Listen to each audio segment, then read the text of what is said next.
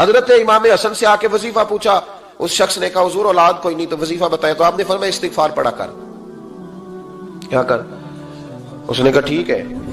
تو حضور پھر میں دوبارہ کب آؤں؟ تو امام حسن کہنے لگے بے اولاد ہے نا تو، استغفار کا وظیفہ بتایا نا؟ کہا ہاں۔ فرمانے لگے اب اس وقت آنا جب اللہ تجھے 10 بیٹے عطا کرے گا۔ کتنے؟ 2 4 نہیں، 10 ہی کہہ دیے۔ تو حضرت امیر معاویہ رضی اللہ تعالیٰ دیکھا، کہنے لگے حسن اتنا بڑا دعویٰ؟ آپ فرمانے لگے میں نے کہہ دیا نا تو اللہ فضل کرے گا، ہاں ہاں اللہ خیر کرے گا، خیر ہو جائے گی۔ وہ شخص کئی سالوں کے بعد آیا، کئی سالوں کے بعد، تو حضرت امیر معاویہ کو بھی ساتھ لایا، کہنے لگا حضور اللہ کے فضل سے اللہ نے 10 بیٹے عطا فرمائے، پورے 10 ہی اللہ نے دیے۔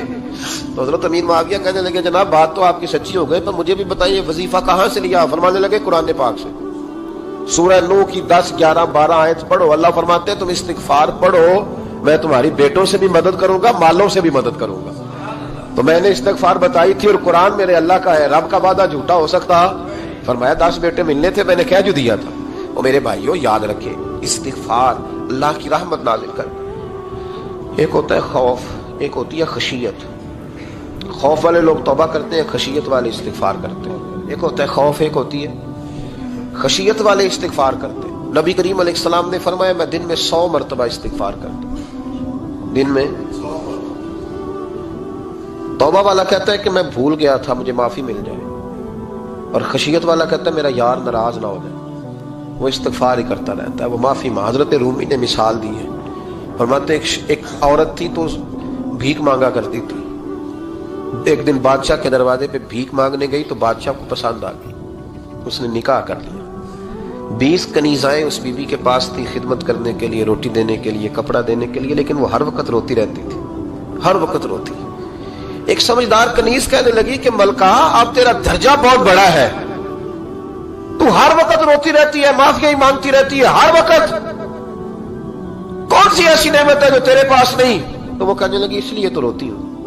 کیا مانا؟ کہنے لگی اس لیے روتی ہوں کہ میں اس قابل نہیں تھی جو مجھے مل گیا، کہیں میرے سر کا سائیں ناراض نہ ہو جائے، وہ کہیں بگڑ نہ جائے، مجھے پتا ہے کہ میں کیا تھی اور مجھے کہاں تک پہنچا دیا، میں روتی اس لیے ہوں کہ کبھی کہیں وہ ناراض۔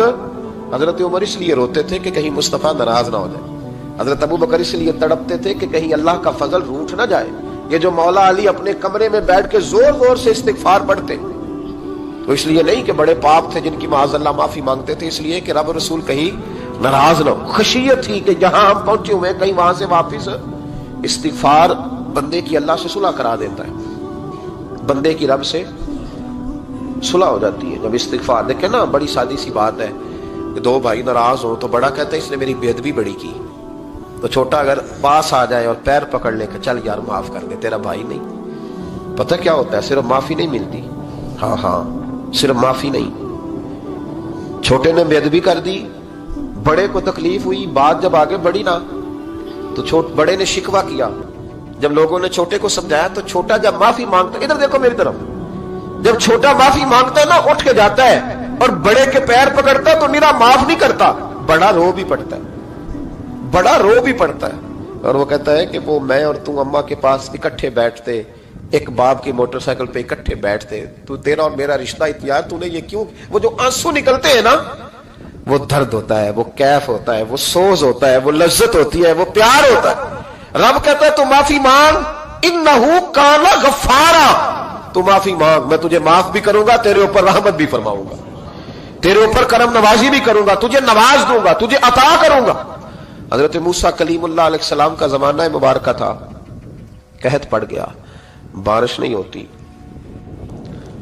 ہم لوگ نا اب تو خیر ہمارے پاکستان میں تو ٹیبل ٹاک ہوتی ہے، ٹاک شو ہوتے ہیں، ہمارے ہاں تو پتہ کیا جاتا ہے کہ بارش ہو کیوں نہیں رہی، پھر اس پہ یہ ہوتا ہے کہ دھواں بڑا چڑھ گیا ہے، حالات بڑے خراب ہیں، فلاں ایسے ہو گیا قحط کا۔ ہم تو اسباب تلاش کرتے رہتے ہیں نا جی، پھوک بہت زیادہ ہے، فلاں چیز ایسے ہے، فلاں چیز ایسے، ہم تو یہ تلاش کرتے رہتے ہیں۔ وہ لوگ یوں نہیں کرتے تھے، وہ سیدھے جا کے مسلوں پہ بیٹھتے تھے، اس لیے کہ وہ کہتے تھے جب رب چاہتا ہے تو پھر کوئی چیز کسی چیز کو روک سکتی، وہ سیدھے مسلے پہ بیٹھتے۔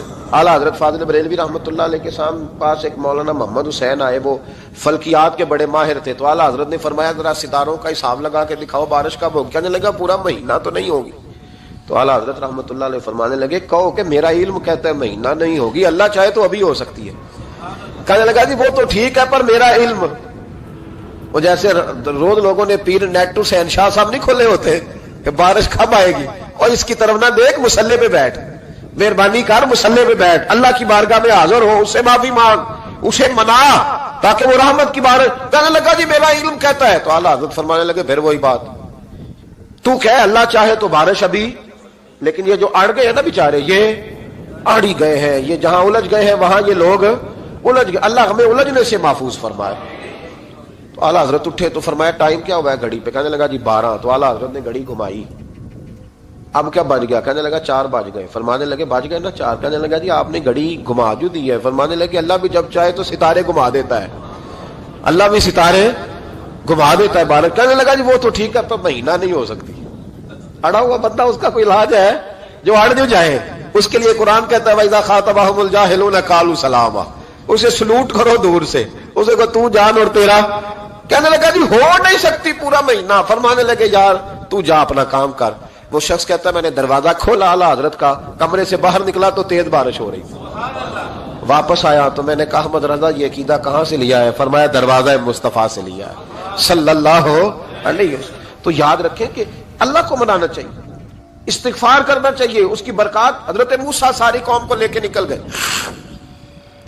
آؤ بھائی میدان میں اللہ کی بارگاہ میں استغفار کریں اور بارش کا سوال کریں، بارش مانگے۔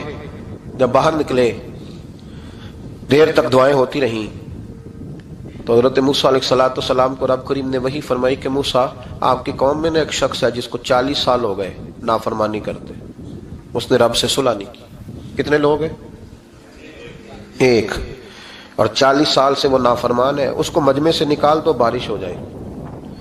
اگر ایک گناہگار کی وجہ سے بارش رک جاتی ہے، اور جہاں دروازے کھلے ہوئے ہوں، جہاں تنہائیاں خوفناک ہوں، اور جہاں تباہی اتری ہوئی ہو، اور جہاں لوگ کروڑوں روپیہ مال ہڑپ کر گئے ہوں، اور جہاں علماء کو ہاتھ کڑیاں لگا کے ٹھنڈی زمینوں پہ لٹا دیا جائے، اور قوم کہہ رہی ہو اچھا ہوا اچھا ہوا، اور لوگ پھبتیاں اڑا رہے ہوں، مذاق کر رہے ہوں، تو پھر اس قوم پہ کس طرح کر کے فضل الہی۔ اور یہ مولوی کا معاملہ نہیں، یہ تو ممبر رسول کا معاملہ ہے۔ میرے مصطفیٰ نے یہ نہیں کہا پیر میرا وارث ہے، حضور نے فرمایا عالم میرے دین کے وارث ہے۔ ہاں حضور نے فرمایا جس نے عالم کے چہرے کا دیدار کیا سمجھے میں نے اپنے نبی کی زیارت کی ہے۔ لیکن یہاں تو خیر یہ عنوان نہیں، ورنہ میں اس پر جاتا ہے۔ تو کہا ایک بندہ ہے 40 سال سے اللہ کی نافرمانی کر رہا ہے، وہ اگر نکل جائے تو بارش ہو جائے گی۔ حضرت موسیٰ نے اعلان کر دیا بھی ایک شخص ہے، وہ اگر نکل جائے تو بارش ہو جائے گی۔ پتہ تو ہوتا ہے نا سب، مجھے بھی پتہ ہے کہ میں اندر سے کیسا ہوں، اور آپ کو بھی خبر تو ہوتی ہے نا جی۔ جب بات ہو رہی ہوتی ہے تو پھر پتہ تو چلتا ہے نا کہ بات کہاں جا کے سیٹ ہو رہی ہے، پتہ چلتا ہے نا۔ اسے بھی چل گیا پتہ، اب اندر ہی اندر رونے لگا۔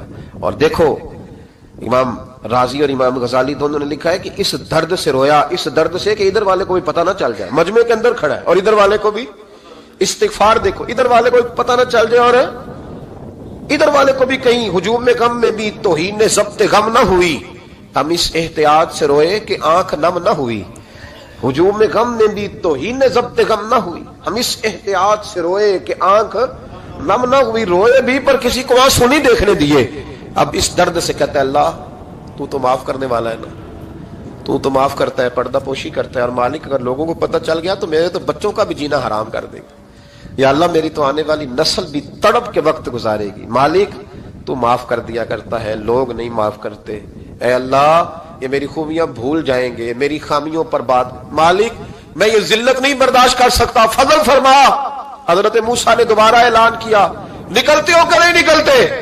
پھر تڑپا، خدا بندہ مجھے بے آبرو نہ کر، یہ ذلت اور رسوائیاں یہ نہیں برداشت ہوتی، اللہ درگزر۔ حضرت موسیٰ نے تیسرا اعلان کیا نکلتا ہے یا میں پھر اس کا نام لوں، اللہ سے پوچھ کے نام لوں اس کا، بتاؤ کون ہے؟ اب تو تڑپ گیا، کہنے لگا مالک میں تیری بارگاہ میں استغفار کرتا ہوں، آئندہ نہیں کرتا، آئندہ نہیں کرتا۔ یہ لفظ ادا کیے، بندہ کوئی بھی نہیں نکلا، رب کریم نے بارش عطا کر دی، تیز بارش جب برسی نا، تیز بارش، لوگ تو می دیکھ کے دوڑ گئے۔ تو حضرت موسیٰ کہنے لگا یا اللہ مجھے بھی تو بتا، تو نے کہا تھا کہ جب تک بندہ نہیں نکلتا بارش نہیں ہوگی، تو نکلا کوئی بھی نہیں، بارش ہو گئی، ماجرا کیا ہے؟ تو رب کریم نے فرمایا موسیٰ بس اس نے مجھ سے صلح کر لی، اس نے مجھ سے صلح کر لی. اور امام غزالی نے لفظ لکھے, حضرت موسیٰ نے پوچھا, حالانکہ اللہ اپنے نبیوں کو غیب کے خزانے دیتا ہے, پوچھا کہ اے اللہ مجھے اس کا نام بتا دے. تو رب کریم نے فرمایا موسیٰ جب گناہگار تھا تب نہیں کسی کو بتایا, جب پاپی تھا تب نہیں بتایا, جب مجرم تھا تب نہیں بتایا, اب کیسے بتا دوں؟ فرمایا اس کی میری صلح ہو گئی ہے. اور فرمایا جو بارش نہیں نہ ہو رہی تھی وہ بھی اس کی وجہ سے نہیں ہو رہی تھی, اب جو ہوئی ہے نا تو یہ بھی اسی کی وجہ سے ہوئی ہے. یہ بارش اب جو ہوئی ہے تو یہ بھی یہ اس گناہگار کے سبب سے. اپنی راتیں اللہ کے ساتھ گزارے, مصلی پہ بیٹھے. میرے صاحب رحمۃ اللہ علیہ سے جب کوئی کہتا نا کہ بڑا پریشان ہوں تو کچھ بتائیں, تو فرماتے آج رات مصلی پہ بیٹھ کے اپنے رب سے بات کرنا, میں بھی بات کروں. بندوں کو دکھ بتانے سے عزت میں کمی آتی, اور اگر اللہ کو بندہ اپنے دکھ بتائے تو اللہ عزتیں بڑھا دیتا ہے. ترمذی شریف کی حدیث ہے, نبی پاک علیہ السلام نے فرمایا اگر تو دنیا داروں کو دکھ بتائے گا تو اللہ تجھے غنی نہیں کرے گا, اور اگر تو اپنے رب کو بتائے گا تو اللہ بڑی جلدی تجھے دنیا سے بے نیاز کر دے. تجھے لوگوں کی ضرورت نہیں رہے گی. استغفار کریں, کثرت سے کریں, ذوق سے کریں, مصلی آباد رکھیں. ہر شے دیکھو نا, جس طرح کھانے کی میز آباد رہتی ہے, بستر آباد رہتا ہے, ہمارے دیگر معاملات, اگر مصلی نہ آباد رہے تو روح بے چین رہتی, طبیعت بے قرار رہتی. انسان میں نے دیکھا ہے بڑے بڑے سمجھدار لوگ پاگلوں جیسی زندگی گزار رہے ہیں, بولتے جا رہے ہیں, بولتے جا رہے ہیں, بولتے جا رہے ہیں, ایسے کسی کو کوئی خبر کہ 6 فون اٹھائے ہوئے ہیں, ایسے جیسے ڈسٹرب ہو گئے مینٹلی طور پر. وجہ کیا ہے کہ ان سے جان نہیں چھڑاتے. کبھی سارے موبائل بند کر کے نا, سارے بچے ہر چیز سائڈ پہ کر کے مصلی پہ بھی آنا چاہیے. اور مالک تو بڑا ہی کریم ہے, اللہ تو بڑے کنز المال کی حدیث سنا کے بعد سمیٹتا ہوں. نبی پاک صلی اللہ تعالی وسلم فرماتے ایک شخص تھا بنی اسرائیل میں, بڑا مالدار تھا, تو پھر اس پہ غربت آ گئی. جب غربت آئی تو رو پڑا, کہنے لگا اے اللہ میں غریب ہو گیا ہوں, میری مدد فرما, میں نے بڑی نافرمانی کی ہے تیری. مالدار جب تھا تو بڑی موج کر, یا اللہ میں نے بڑی اب نہیں کروں گا, مجھے اس غربت سے نکال. تو اللہ نے فرشتوں سے کہا کہ دے دو جو مانگتا ہے. فرشتے کہنے لگے یا اللہ یہ توبہ کر کے نہیں آیا, ڈر کے نہیں آیا, یہ تو الجھ گیا تب آیا ہے. یہ تجھ سے ڈر کے ہوتا ہے نا ایسے کہ لوگ اللہ سے نہیں ڈرتے جتنا غربتوں سے معاذ اللہ ڈرتے. یا اللہ یہ تو وہ الجھ گیا تب آیا. تو اللہ نے فرمایا پتہ مجھے بھی ہے, لیکن آ تو گیا ہے نا, چلو دے دو. تو کہا یا اللہ اگر دے دیا تو دوبارہ نہیں آئے گا. فرمایا اس کا بھی مجھے پتا ہے, تم دے دو. اسے دے دیا. جب دولت مل گئی نا تو کہنے لگا اوہو وہ تو میں نے اس طریقہ سے ہی استعمال کیا اس لیے کامیاب ہو گیا. پھر کچھ وقت گزرا تو پھر الجھ گیا, پھر قرضے چڑھ گئے, پھر سارے علاج کر, کہنے لگا یا اللہ اب نہیں کرتا, اب معاف کر دے. 70 دفعہ توبہ کی اور 70 دفعہ توڑی. حبیب کریم فرماتے ایک دن بستر پہ تھا, آسانی تھی, 70 دفعہ فرشتوں نے کہا یا اللہ یہ جھوٹا ہے, جھوٹ بولتا ہے, یہ تو غربت ہے, یہ تو تیری بارگاہ میں آیا ورنہ کبھی نہ آتا, بیمار ہوا ہے تو آیا, اس کا تو بچہ بیمار ہوا ہے تو آیا, ورنہ کبھی نہ آتا. 70 دفعہ توبہ توڑی. ایک دن رات کو بستر پہ لیٹا تھا, دولتیں بھی تھی, آسانیاں بھی تھی, دل میں خیال آیا میں کتنا جھوٹا ہوں, جب الجھ جاتا ہوں تو اس کے دروازے پہ جاتا ہوں اور وہ کتنا کریم ہے, مجھے خالی نہیں لوٹاتا. تڑپ اٹھا, آنسو نکل گئے, اٹھ کے مصلی پہ کھڑا ہوا تو رب کریم نے فرشتوں سے فرمایا کھول کے دیکھو دروازے, آج یہ غربت کی وجہ سے نہیں آیا, آج میرا بن کے آیا ہے. تو یا اللہ پہلے تو دولت دیتا تھا, آج کیا دے گا؟ تو محبوب فرماتے اللہ فرماتے اب میں اسے بغیر حساب کتاب جنت عطا کروں گا. استغفار کریں, اس کے حضور حاضری دیں. جس طرح سارا کچھ چھوڑ چھاڑ کے لوگ کہتے ہیں کہ 1 مہینہ میں نے کسی سیاحتی مقام پہ رہنا ہے, میں نے اب کسی ٹھنڈے علاقے میں چلے جانا ہے, برف باری دیکھنی ہے, سیر کرنی ہے, 10 دن کی چھٹیاں وہاں گزارنی ہے, چلو 7 چھٹیاں وہاں گزار لو, 3 دن اپنے اللہ کے ساتھ گزارو, روزے رکھو, دن کو رات کو قرآن شریف پڑھو, تلاوت, کچھ وقت دو اللہ کے ساتھ حضور پر درود و سلام بھیجنے کے لیے, نبی پاک کی نعت کے لیے, اذکار کے لیے, بزرگوں کے لیے. پھر دیکھنا اللہ روح کو کتنا سکون دیتا ہے. آخر دعوانا الحمدللہ رب العالمین.